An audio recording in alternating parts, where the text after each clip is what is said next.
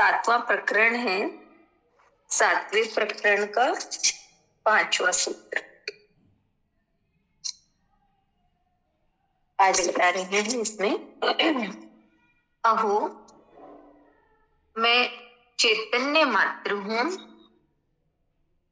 संसार इंद्रजाल की भांति है,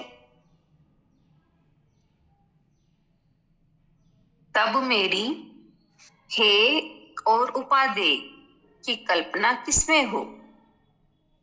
अहो मैं चैतन्य मात्र हूं, संसार इंद्रजाल की भांति है, तब मेरी हे और उपादेय की कल्पना किसमें हो।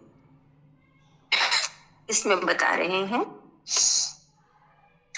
जनक कहते हैं कि मैं आत्म स्वरूप हूं तथा आत्मा के लिए यह समस्त संसार इंद्रजाल की भांति माया एवं भ्रम दिखाई देता है। यह मायाजाल मन और इंद्रियों को प्रभावित कर सकता है जिनमें अज्ञान है। यह जाल मन और इंद्रियों को ही प्रभावित कर सकता है जिनमें अज्ञान है। आत्मा ज्ञान स्वरूप है, वह इससे प्रभावित नहीं होती। वह इस सारे खेल को दृष्टा कर देखती है। जब तक अज्ञान था तब तक मैं था, जिससे हे और उपादेय अच्छा बुरा, लाभ हानि, शुभ अशुभ आदि की अनेक कल्पनाएं करता था।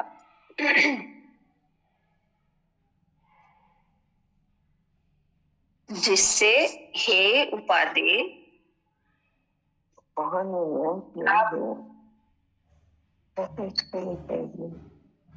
म्यूट कर लें।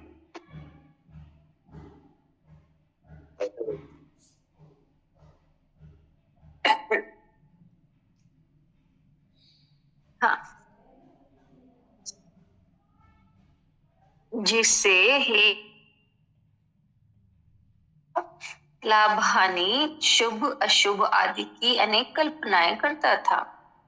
अब मुझे आत्मबोध हो चुका है, जिससे अब अपने को इन सब से परे आत्म स्वरूप मानता हूं। इसलिए यह संसार मुझे इंद्रजाल से अधिक महत्व का ज्ञात नहीं हो रहा है। अब मैं इससे अप्रभावित हूं। इसमें हे की तथा उपादेय की कल्पना भी नहीं कर सकता।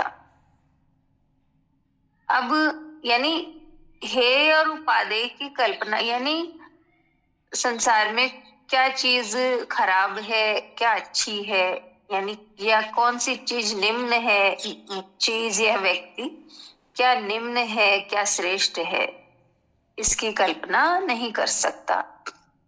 अब सब कल्पनाएं व्यर्थ हो चुकी है। जब सब कुछ पा लिया, पाने को कुछ शेष नहीं बचा, फिर कल्पना किसकी की जाए। इस संसार में न कुछ पाने को है न छोड़ने को। भोग व त्याग दोनों कल्पनाएं हैं जो कुछ पाने के लिए की जाती है। हे और उपादेय अच्छा बुरा, शुभ अशुभ आदि की सारी कल्पनाओं के पीछे प्राप्ति की वासना ही है।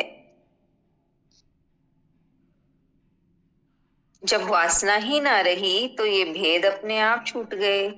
यानी हमारे भीतर प्राप्ति की वासना, कुछ पाने की वासना रहती है, इसीलिए हमारे भीतर ये दो भाव चलते हैं। हम किसी को अच्छा कहते हैं, किसी को बुरा, शुभ अशुभ, शुभ चाहते हैं जीवन में, अशुभ नहीं ना। तो ये सारी कल्पनाओं के पीछे प्राप्ति की वासना है। जब वासना ही ना रही तो ये भेद अपने आप छूट गए। मैं स्वभाव से जो हो रहा है उसमें संतुष्ट हूं, कोई चुनाव नहीं है। मैं दोनों का साक्षी होकर चैतन्य में स्थित हूँ। इतना ही है लेसन। इसमें जनक जी बताते हैं कि मैं आत्म स्वरूप हूँ और आत्मा के लिए संसार इंद्रजाल के भांति ही होता है, और ये माया जाल जो है ये मन और इंद्रियों को प्रभावित करते हैं क्योंकि उनमें अज्ञान है, और आत्म भाव में मनुष्य इनसे प्रभावित नहीं होता। केवल दृष्टा होकर आत्मा सब कुछ जो कुछ हो रहा है उसे देखती रहती है, और उसमें अज्ञान था तभी तक हम इस संसार को सत्य मानते हैं और हे उपादेय अच्छा बुरा लाभ हानि शुभ अशुभ अनेक कल्पनाएं करते हैं। लेकिन आत्मबोध होने पर